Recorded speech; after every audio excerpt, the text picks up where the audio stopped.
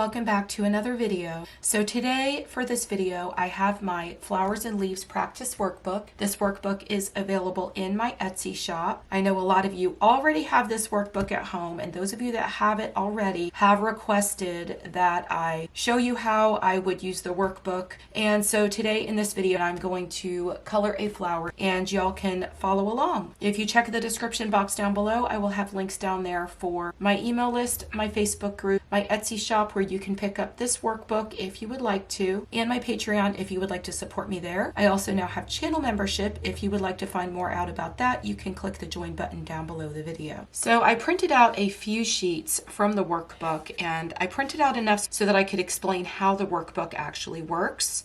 So you get a few flower practice worksheets and you get a few leaves practice worksheets. So this is one of the flower practice worksheets. You could color it many different ways with many different colors, and then you can keep track of the colors that you used on each one of the flowers. So all of the pages are numbered. You can see down here that this one is page 4. And then I have another page that has roses on it. There's lots of different colors you can color roses. So you can color each one of the roses a different color, and again, track the colors that you use. This one is page 5. Then we're going to get to page 7, and we are on pages that have bigger flowers.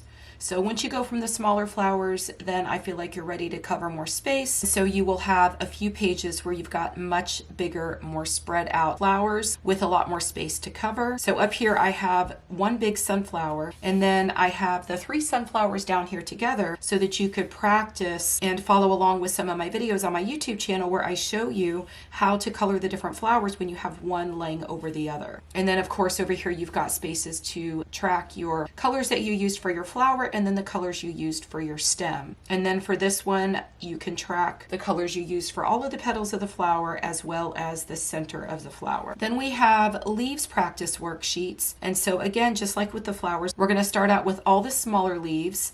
And I liked this one because it is overlapping here. When you are coloring each one of the leaves, you'll also be able to practice your shadows because you've got the top of the leaf laying over this way. So of course this part here would naturally be a little bit darker to reflect that a lot less light would be getting into that area where the leaf is draped over. And remember, leaves don't always have to be green, so you can color these leaves any color you want and then track the colors that you used. And the boxes here are so that you can also track the numbers of each color. So you've got space for the number and for the name of the color. And then up here at the top, you can make note of the colored pencil set you used. So you can print this sheet out as many times as you would like to, and you can use many different pencil sets and keep track of all of the colors you used in that specific pencil set. So then after we have all of the flowers and then the leaves, I have some sheets where I've got some bigger ones where you've got the flowers and leaves together in one image. And then of course, again, you could keep track of all of the colors that you used for the flower and the leaves on both of these. And then it's also going to come with some color combination sheets. I've got one to save all of your favorite flower color combinations, and then one to save all your favorite color combinations that you put together for your leaves. And then you can just put these in a clear cover and then put them into a binder. After you've colored all of the flowers in all different colors and you've got notes of all of the colors that you used,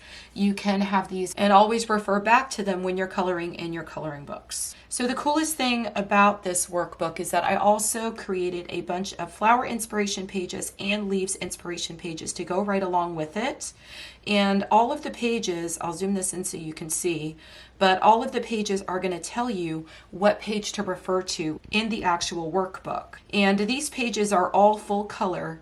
So you may want to just keep them on your phone. That's what I do with them, and then I just refer to them as I would like to. But all of the page numbers in the actual workbook are going to match up to the images that are on the inspiration pages. This one tells you that this is flower inspiration images for workbook pages 3 to 7. This page here is page 4. And so if you refer back to the inspiration pages, you will find a flower here that matches up to this flower on this page. And then we have the page with the roses, which is page 5. And so you can see that I have lots of roses on this page also, because this page matches up to this workbook page. You can just take your colored pencils, choose one of the images that you want to match your pencils up to, and you can do that and then color the roses. And this one tells you that this is the dahlia. This is for workbook page 18. So I printed out page 18, and so you would use this page to get different color ideas for the dahlia on this page. Today in this video, I think I'm going to go ahead and color this sunflower. If I go to the flower inspiration pages, I have a whole section here just with pictures of sunflowers to give you a little bit of inspiration, and I chose some pictures that have different lighting and different backgrounds so you can see all the different shades of yellow and oranges that are in sunflowers. I also made sure that I added a photo that really emphasized the center of the sunflower so that you can really pull the image in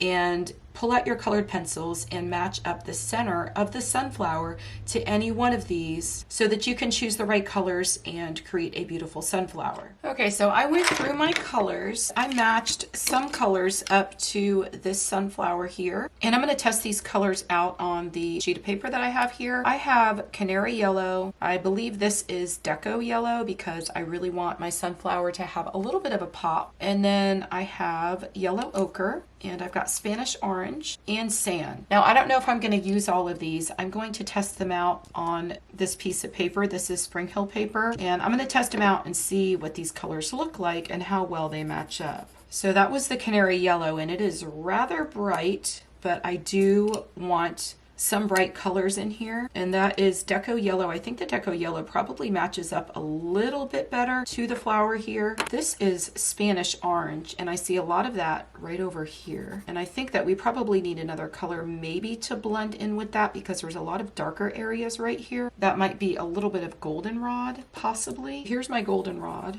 and yeah, that's definitely going to be what that color is over there. I think I want to definitely use that. And then this is the yellow ochre. That might actually work. I don't know. Let me put that one aside as well. And then sand.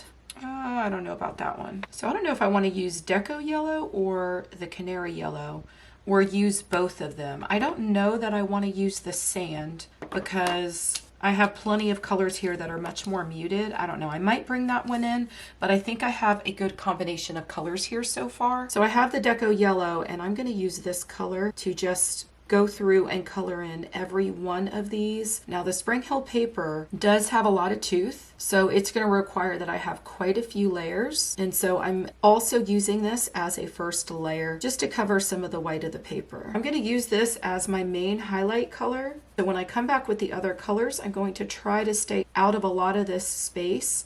And I do want each one of these to look a little bit different. If you saw from the image that I showed you, there were a few petals that really stood out because they were quite a bit darker in some places. And so I'm going to try to create that same effect. I don't know how successful I'm going to be. I guess we will see. So now I have my canary yellow. I'm going to add this color in where I see some of these petals laying to the back of the other ones. And of course, this is going to add another layer. I think we're going to see the real difference when we come in and add some of those much darker colors.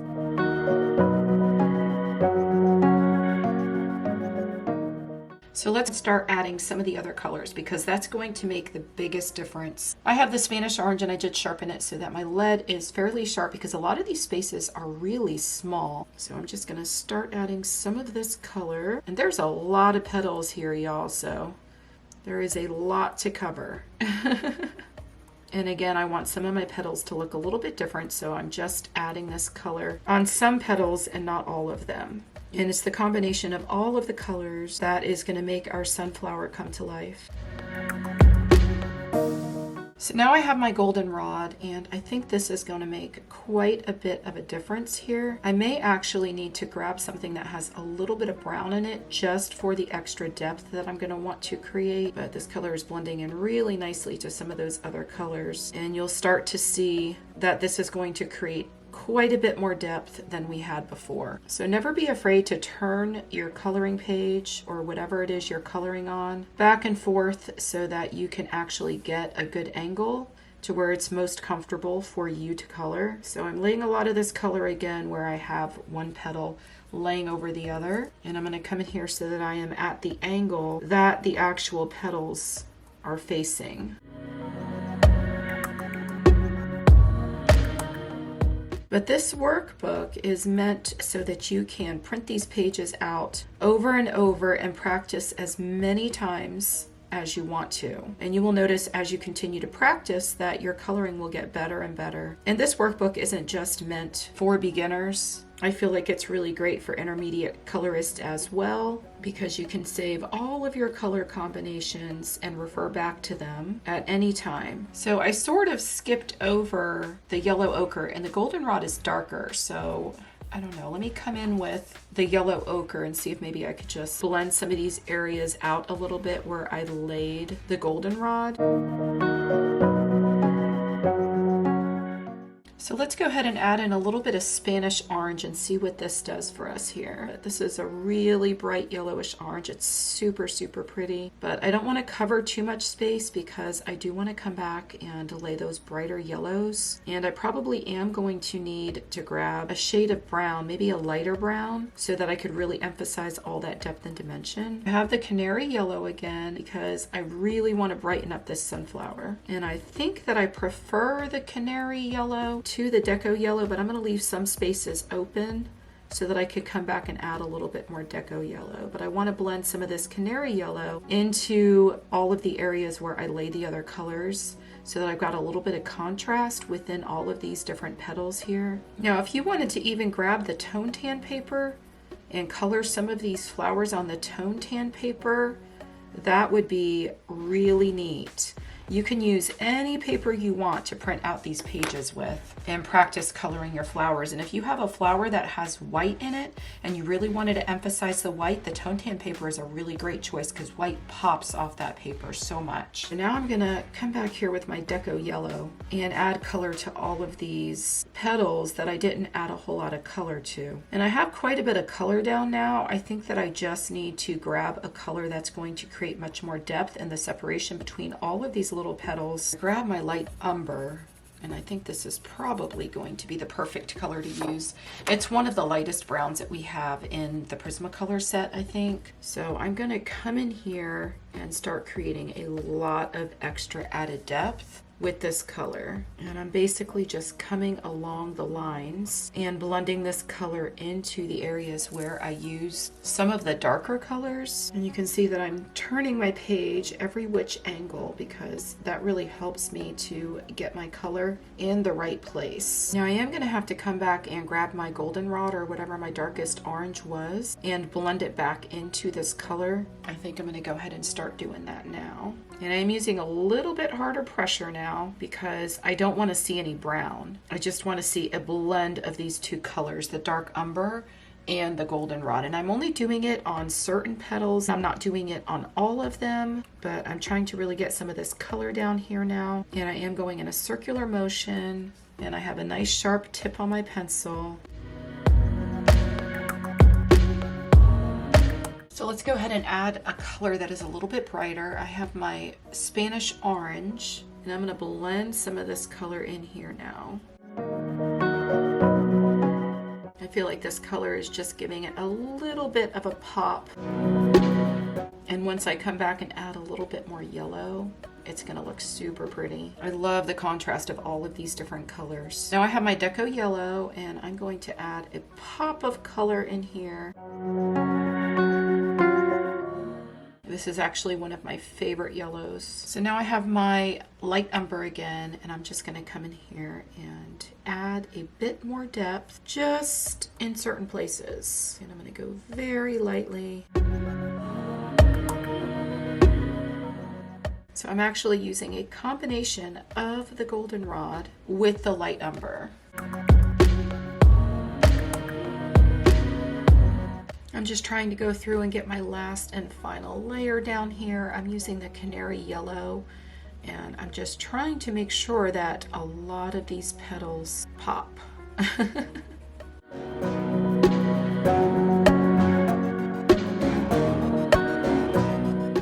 So now we need to color the center, and the center has a lot of the same colors in it, but it does have a lot more brown. So we are going to come into the center and we're going to add quite a bit more brown there with a few little pops of yellow. So I grab my dark brown and I'm going to use this to create some shadows so that I've got that extra depth and dimension. And then I'm going to use the light umber and I'm going to blend that into that. I'm wondering if I should grab something like the beige. The image had some pops of yellow in there, so I'm just going to add a little bit of yellow. This is the canary yellow. And I thought beige might work well to blend some of these colors together, just so that we're not going too dark and the yellow still shows. So I'm gonna add just a little bit more yellow. Again, this is the canary yellow. Now I have my light umber. And now I have the dark brown, and I'm not going to use too much of the dark brown because the dark brown is rather dark. I'm just putting it right on the edges, and then I'm going back to my light umber. And then I'm adding a little bit more yellow and a little bit more beige. And I'm sort of using the beige as a burnisher because I don't want to use brown. I just don't want it too dark, and I'm going really slowly to make sure all the colors still show. Now I have my light umber. And I'm going over that with the canary yellow again because I really don't want to lose that pop of yellow in there.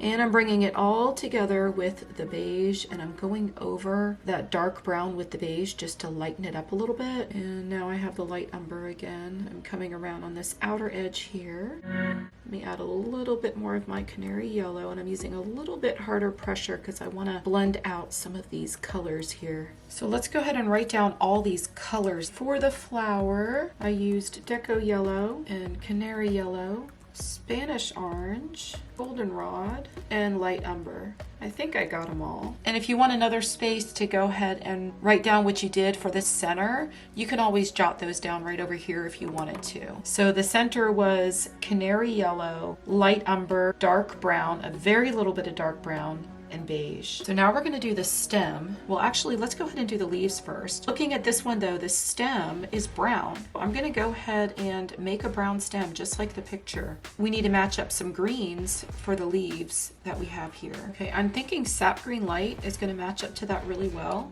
I might want to use some pale sage along with that. I don't know yet, we'll see. And the Prussian green looks really close. So that's the Prussian green, sap green light, and pale sage. And I think those look rather close. So I'm gonna go ahead and go with those. So I have my pale sage, and I'm gonna use this color for the center of each one of these leaves. Now these leaves are super, super small, so they're not gonna take much to color at all. I probably don't even need all three of these colors. This is the sap green light. And now I'm gonna grab my Prussian green, and I am just going to put this color where I need added depth and dimension. I'm just going over that line that's already there in each one of the leaves, and then I'm adding quite a bit of my darkest color right where the petals are meeting the leaves. And now I have my sap green light, and I'm just blending this color out just a little. And now I have my pale sage, and I'm just gonna blend all these colors out now and create my final layer. And I'm just gonna go over it one more time with my darkest shade, which was the Prussian green, just to add a little bit more depth.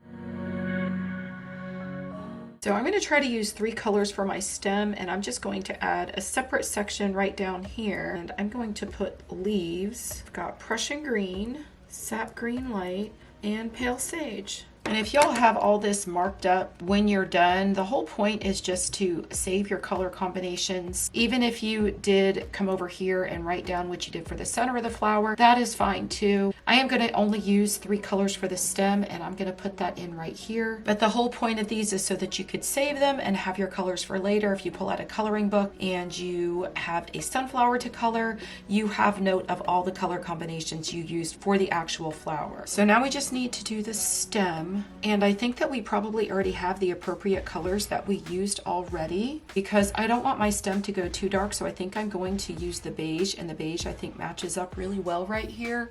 And then I'm going to use it with the light umber. Maybe I'll only use the 2 colors, we'll see. So I'm going to go ahead and color in the whole stem with this color as my first layer, going very lightly. Now I have my light umber, and I'm going to come up here where I need to create a little bit more depth, where I've got these leaves laying over the top. And I'm going to add some of that color there. Then I'm going to come down here and I'm going to just line this just a little bit so that I could pull that color out with the beige. But I think I'm only going to need these 2 colors. I won't even need 3 colors. I'm going to come down on this other side. I'm just trying to get rid of the line that's in the artwork. And then I am going to blend these colors out just a little bit with the beige. And I think I might need just a little bit more brown. So I'm just blending the light umber right into the beige and still trying to keep that highlighted area so you can see that beige still popping in certain places. And if I wanted to, I could take the dark brown and just add a little bit more depth up under there, but I really think this dark brown is too dark. Let me see. Yeah, that's a little bit too dark. So we're not going to continue with that color, but we're just going to use the beige to blend all of this out. And I think it's done. Let's just go ahead and write our colors in. So I used a very tad bit of that dark brown, but it was really too dark, so I'm not going to write that one in, because if I were doing this again, I probably would not use it. But we used the light umber and beige. But our flower is done, and I probably could have gotten quite a bit more depth here in the flower and gone back over it with my light umber to cover up a lot of that line art. But that would take me quite a bit more time.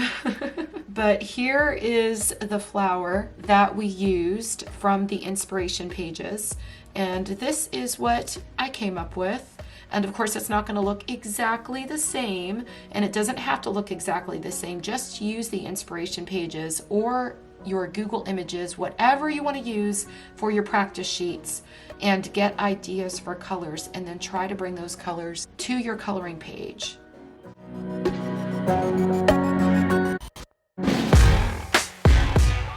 So our flower is done. I hope y'all enjoyed this video.